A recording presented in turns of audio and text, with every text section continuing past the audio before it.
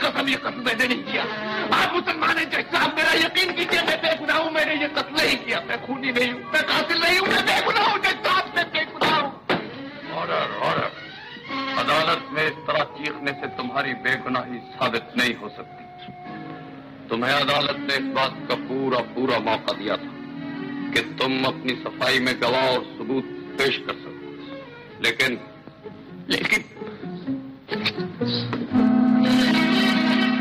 जज साहब, खुदा के अलावा मेरा और कोई गवाह नहीं है। तो हमें अफसोस है। आप लोगों ने मुकदमे की तमाम कार्रवाई तो सुन ली।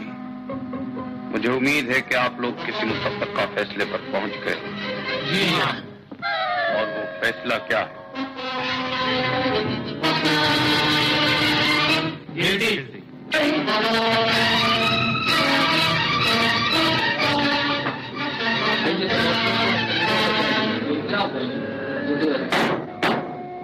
ऑर्डर। मुसम्मी साबिर अली वल शाकिर अली, तुम पर मकतूल राम स्वरूप वल शानरूप के कत्ल का इल्जाम साबित हो चुका है। मेंबरान ज्यूरी की राय और तमाम शहादतों को सामने रखते हुए यह अदालत कानून ताज़ीरात हिंद की दफा 302 और दफा 303 के तहत तुम्हारे लिए सजाए मौत तजवीज करती है। नहीं, ऐसा नहीं किया है। मेरी बात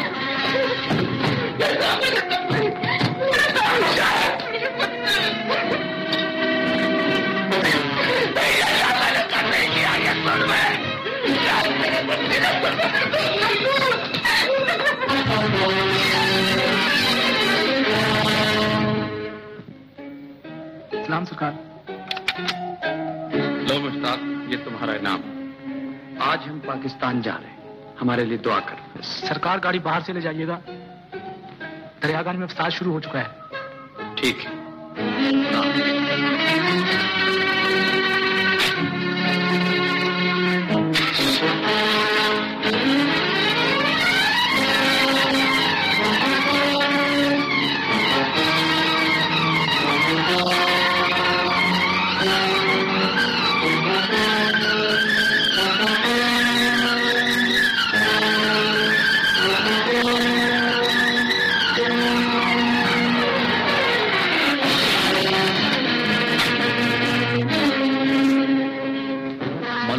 किसी ने छोड़ो, इसे उठाओ, अस्पताल ले चलो। लेकिन सरकार ये तो हिंदू है। अरे हिंदू है तो क्या हुआ, इंसान तो है। उठाओ जल्दी। मुझे मर जाने दो डॉक्टर, मुझे मर जाने दो। मैं बड़ा पापी हूँ, मैंने 2 खून किए, मेरा यही अंजाम होना चाहिए था। 2 खून? हाँ बाबूजी, एक तो मैंने राम स्वरूप का कत्ल किया, जिसके इल्जाम में आज एक निर्दोष को फांसी की सजा हो गई। राम स्वरूप? तुमने राम स्वरूप और शांति स्वरूप को मारा है? हाँ बाबूजी, मैं ही उसका कातिल। प्लीज आप ज्यादा गुफ्तगू नहीं कीजिए, बोलने से आपका खून बहेगा और कमजोरी बढ़ जाएगी। नहीं डॉक्टर, ये एक इंसानी जान का मसला, हमें गुफ्तगू करने दीजिए। लेकिन मरीज की जिंदगी। डॉक्टर, मैं ही वो जज हूँ जिसने साबिर अली को राम स्वरूप के कत्ल के इल्जाम में सजाए मौत दी है, जिसे इकरार आपके सामने कर रहा है। ये बहुत जरूरी है डॉक्टर, अगर ये बयान ना हुआ तो एक बेगुनाह फांसी चढ़ जाएगा। हाँ भाई, ये बताओ, ये सब कुछ तुम बेहोशो हवास और बगैर किसी लालच के कह रहे हो ना? मरते समय बस यही लालच है बाबूजी कि शायद भगवान मेरी इस बात से खुश होकर मुझे माफ कर दे। जरूर माफ कर देंगे भाई। अब तुम एक बार अपना बयान दोहरा दो ताकि डॉक्टर साहब सुन ले और जरूरत के वक्त गवाही दे सके। हाँ, शाबाश। मैं बंसीलाल भगवान की सौगंध खाकर कहता हूँ।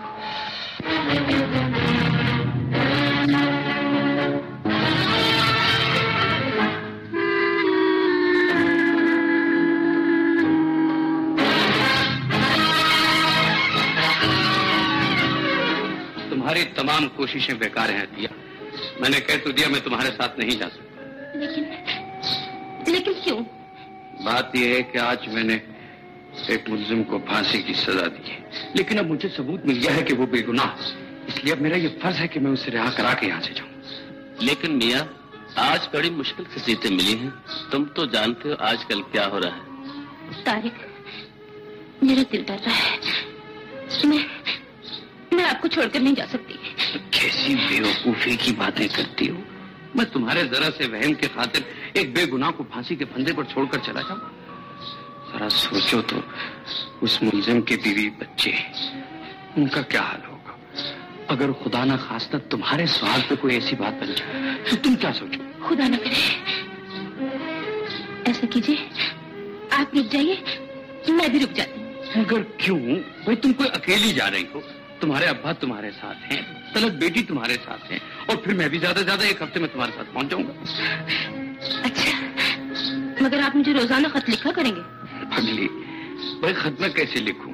मुझे क्या मालूम तुम्हारा लाहौर का पता क्या हो? मैं लाहौर पहुंचते ही तुम्हें तार भिजवा दूंगी, फिर तो ठीक है ना? हो सकता है मैं तार से पहले ही लाहौर पहुंच जाऊं।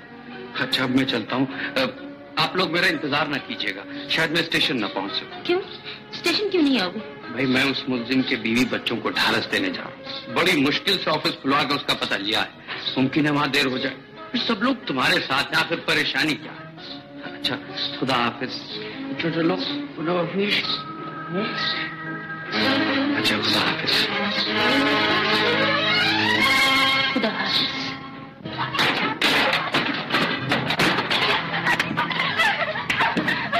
मैं आपसे बहन की भीख मांगती हूँ, खुदा के लिए आपसे बहन के लिए। रात को कहा जाए लाला जी? राम राम राम राम, ये अनाथ आश्रम नहीं है, ये मेरा घर है। हाँ, तुम यहाँ एक पल भी नहीं रह सकती। मैं आपसे वादा करती हूँ लाला जी, मैं आपका मकान बहुत जल्दी खाली कर दूंगी, लेकिन इस वक्त मुझ पर अरे मेरा धर्म नष्ट कर दिया है? अरे एक खूनी के परिवार पर दया करना भी पाप है। बहुत हो चुकी है, अब तुम चलती फिरती नजर आओ यहाँ से। हाँ। लाला जी, मेरी बात तो सुनिए लाला जी। इस औरत का शौहर बेगुनाह है और बहुत जल्द रिहा होकर आ जाएगा। आप इन्हें यहाँ रहने दीजिए। आपकी तारीफ श्रीमान जी, आप ज्योतिषी हैं क्या? जी नहीं लाला जी, मुझे उसकी बेगुनाही का सबूत मिल गया और मैं... देखिए श्रीमान जी, अगर आपके हृदय में इतनी ही दया है तो फिर आप इन देवी जी को अपने घर क्यों नहीं ले जाते हैं? अरे मेरे कंधे पर रखकर आप अपने दया की बंदूक क्यों चलाते हैं? ठीक है लाला जी, मैं लिए जाता हूँ। क्या ये सच है जैसा? हाँ बहन, मुझे उनकी बेगुनाही का सबूत और गवाह भी मिल गया है।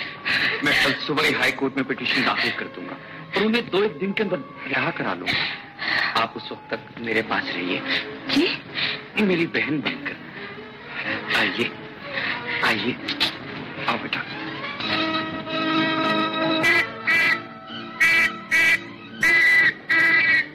क्या हुआ? फांसी का कैदी जेल तोड़कर भाग गया सर। फौरन उसका पीछा करो।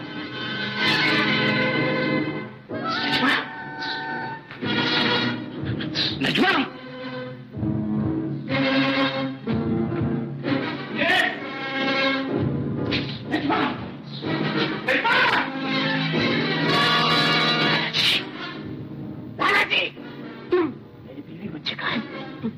मेरी बीवी बच्चे कहाँ हैं? महाराज मुझे नहीं मालूम महाराज। झूठ बोलते हो। कहाँ है मेरे बीवी बच्चे? महाराज वो गाड़ी में बैठ के चले गए महाराज। तुम झूठ बोलते हो, मैं जान से मार दूंगा। कहाँ है मेरे बीवी बच्चे? भगवान की सौगंध मानने वालों से पूछने महाराज।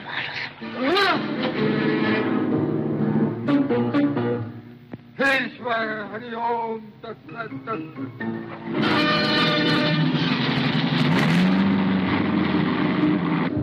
यही सावर का घर है। ठीक है, तलाशी लो।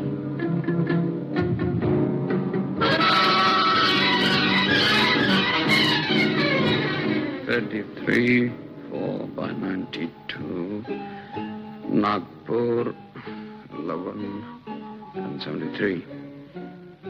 बेगम साहबा को गाड़ी में सवार करा है? नहीं सरकार, गाड़ी 4 घंटे लेट थी।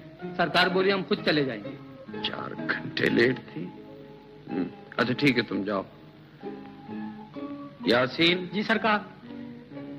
मेहमान खाने में एक बेगम साहबा और उनका बच्चा ठहरे हुए हैं। तुम उनका हर तरह से ख्याल रखना, वो हमारे मेहमान हैं। जी अच्छा। उन्हें किसी किस्म की तकलीफ नहीं होनी चाहिए। जी अच्छा।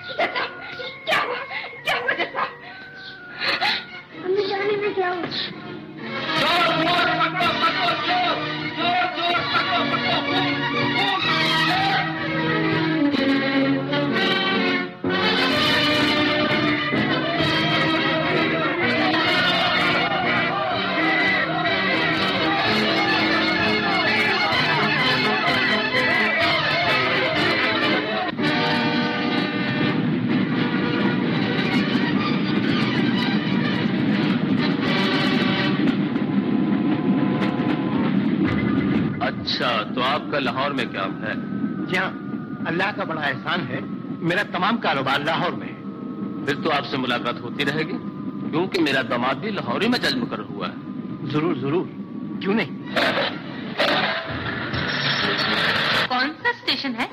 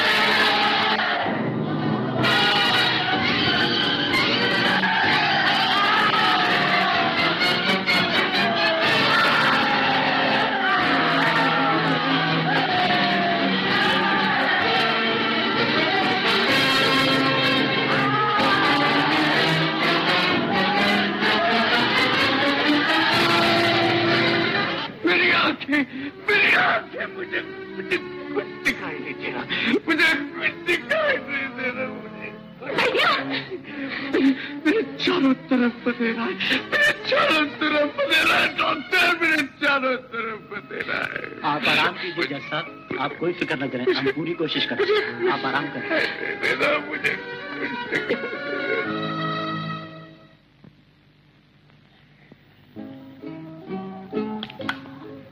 भाई, आज से तुम मेरे बिजनेस पार्टनर हो, मेरी हर चीज में बराबर की शरीक। मुझ पे इतने एहसान मत कीजिए चौधरी साहब कि मैं इसके बोझ से सर भी ना उठा सकूं। एहसान तो तुमने मुझ पर किया है, तुमने मेरी जान बचाई है। अगर उस रोज तुम मेरी मदद न करते तो मैं आज जिंदा ही कहाँ होता। सच पूछो तो आज से मेरी हर चीज तुम्हारी होनी चाहिए। वो तो मेरी कंजूसी है, या यूं कहो कि फितरतन बिजनेसमैन हूँ, इसलिए आधे पे टरखा रहा हूँ।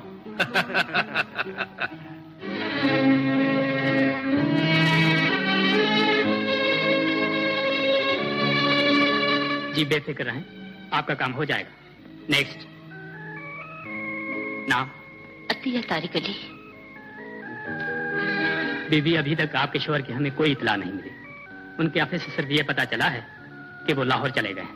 लाहौर? जी हाँ, हम आज ही रेडियो पर ऐलान करवा देंगे, और अगर वो यहाँ हुए तो इंशाल्लाह आपकी उनसे मुलाकात हो जाएगी। नेक्स्ट।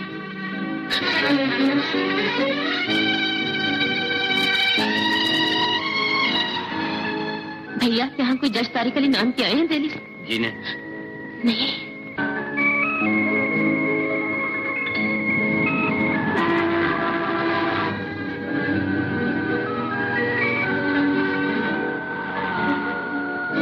कोठी मिल गई, कार मिल गई, मगर दिल का चैन वो तो बीवी बच्चे के साथ रुखसत हो गया, और अब शायद कभी न मिले।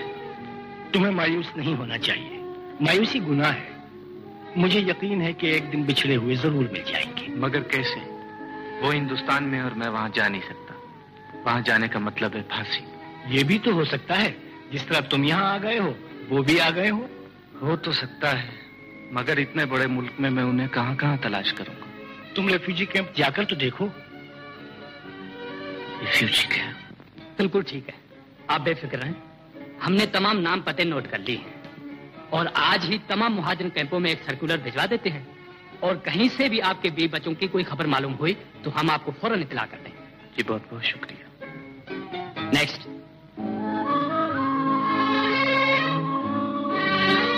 नाम? अतिया तारिक अली। बीबी, आप रोज आकर हमें क्यों तंग करने लगती हैं?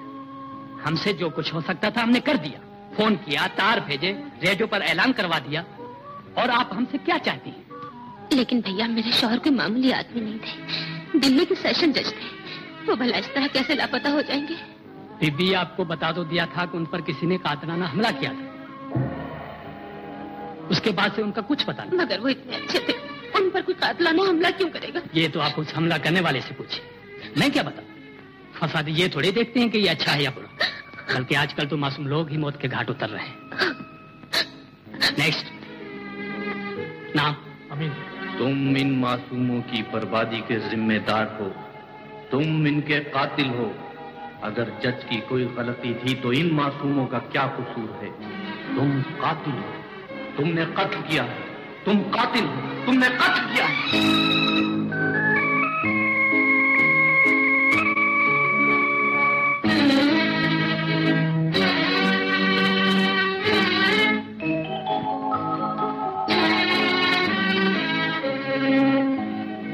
अब ये भटकते फिर रहे हैं, उसी तरह जिस तरह तुम्हारी बीवी और तुम्हारा बच्चा भी कहीं भटक रहा होगा।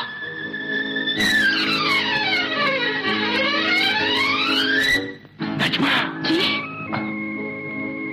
माफ करना बहन, बात यह कि मेरी भी एक बीवी थी, एक बच्चा था। वो मुझसे बिछड़ गए, मैं उन्हीं की तलाश में यहाँ आया था। आपको देखा तो वो बेख्तियार याद आ गए और मेरे मुंह से नजमा निकल गया। कोई बात नहीं भैया, बहन, अगर आप माने तो एक अर्ज करो, आप मेरे साथ चलें। यूं आप कहां भटकती फिरेंगी, मैं आपको बहन बनाकर रखूंगा। आपको जिंदगी में कोई तकलीफ नहीं होने दूंगा। आप मुझे नहीं पहचानती मगर मैं आपको जानता हूं, इसलिए कि मैं भी उसी ट्रेन पर सवार था जिस पर आप पाकिस्तान आ रही थी। मुझे मालूम है आपके घर वाले खत्म हो चुके हैं। मेरी मान लीजिए बहन, आप हमारे साथ चले। खुदा की कसम बहन, तुमसे मुलाकात न होती तो ट्रेन पर हमले खबर के बाद मैं इस दुनिया में हरगिज जिंदा न रहता, जहां पति और मेरी बच्ची तलत मौजूद न हो। छोड़िए भैया इन बातों को, जो होना था वो हो गया। शायद हमारी किस्मत में यही लिखा था। ठीक कहती हो बहन, वो सब बातें उस सरजमीन के साथ गई। अब हम पाकिस्तान में हैं, नया मुल्क, नया आज़म, नए हौसले, नई उमंगे। अब हमारी एक मंजिल है, मंजिल मुराद। अब मैं अपने बेटे शाहिद के लिए जिंदा रहूंगा, दिन रात मेहनत करूंगा, ताकि जो काम मैं ना कर सका वो मेरा बेटा करेगा। मैं इसे जज बनाऊंगा, हाई कोर्ट का जज, सुप्रीम कोर्ट का जज। क्यों बेटा शाहिद, तुम जज बनोगे ना? बनूंगा बाबा। अच्छा शाबाश, तो पढ़कर हमारी बेटी क्या बने? डॉक्टर बनूंगी और सबको इंजेक्शन लगाऊंगी। हमारे भी? ये तो गलत बात।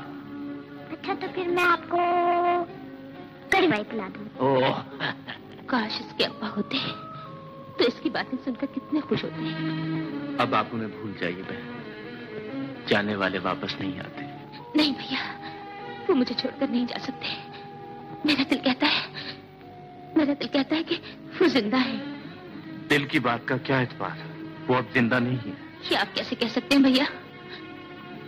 बहन, मुझे पूरा यकीन है कि वो इस दुनिया में मौजूद नहीं है, इसलिए कि कहिए ना, आप क्या कहना चाहते हैं? बताइए ना, आपको क्या बात मालूम है? वही बात जो आपको मालूम है, जो उस दिन क्लर्क ने बताई थी कि आपके शौहर पर कातलाना हमला हुआ था। अगर वो जिंदा होते तो आपको जरूर तलाश करते। ऐसा ना कहिए भैया।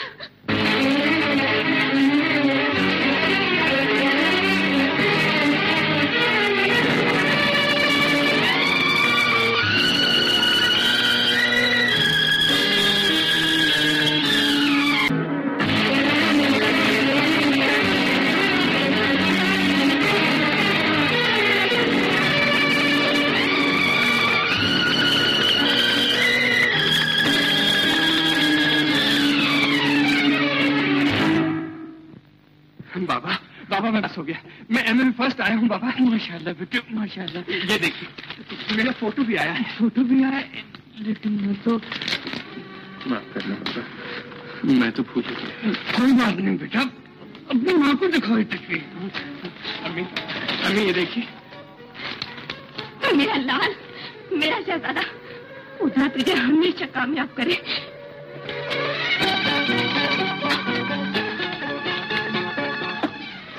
ये ले मेरे बेटे, अपना मुंह मीठा कर ले। मेरे पास तो यही है तेरा मुंह मीठा करने को।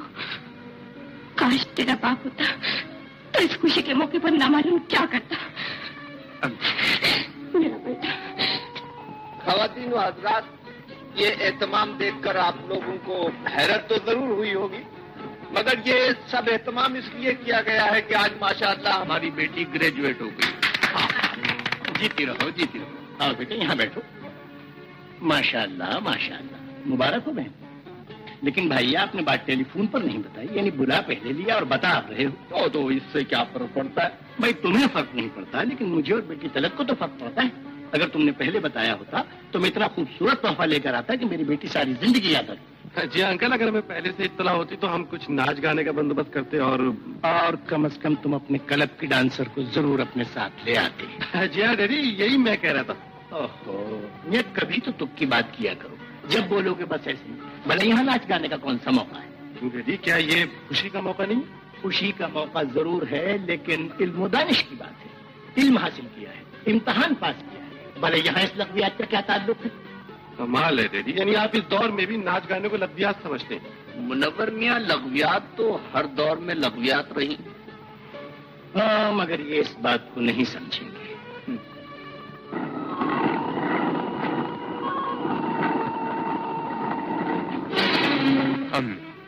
अब मैं आपको ये काम नहीं करने दूंगा। अब मैं इस काबिल हो गया हूँ कि आप पर बोझ बनने की बजाय आपका सहारा बन सकूं। मैं आज ही से नौकरी की तलाश शुरू किए देता हूँ। क्या कहा? नौकरी करोगे? तो फिर तुम्हारी तालीम का क्या होगा? मैं नौकरी के साथ तालीम भी जारी रखूंगा बाबा। नहीं चाहे बेटे, ये दोनों चीजें एक ही जुरिस्डिक्शन में नहीं हो सकती। तालीम और नौकरी दोनों साथ साथ नहीं चल सकती। आपको एक आसानी हासिल है बाबा, आप कुछ नहीं देखते। आपकी अपनी एक दुनिया है, तमन्नाओं की दुनिया, ख्यालों की दुनिया। लेकिन अफसोस, मैं सब कुछ देखने पर मजबूर हूं। मैं देख रहा हूं कि दिन रात की मेहनतों से मेरी मां के हाथों में घटने पड़ गए हैं। और अब आपके बाजू भी इतने कवि नहीं रहे। जिंदगी के दुख भरे और तवील सफर ने आप दोनों को निढाल कर दिया है। अब आपको आराम की जरूरत है। लेकिन बेटे, मैं वादा करता हूं बाबा, लॉ कॉलेज की नाइट क्लासेस अटेंड करूंगा, रातों को जाकर अपनी तालीम मुकम्मल करूंगा, वो सब कुछ करूंगा जो आप चाहते हैं।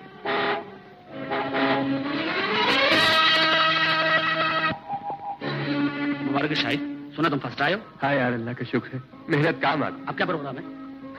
हम गरीबों को क्या प्रोग्राम होना, नौकरी। ना मालूम कितने दिन धक्के खाने पड़े। इतना पढ़ने के बाद भी कमाल है, फिर तो हम तुमसे अच्छे रहे। इसमें क्या है? अच्छा, मैं चलता हूँ। जय साहब और अम्मी को सलाम बोल देना। अच्छा, खुदा।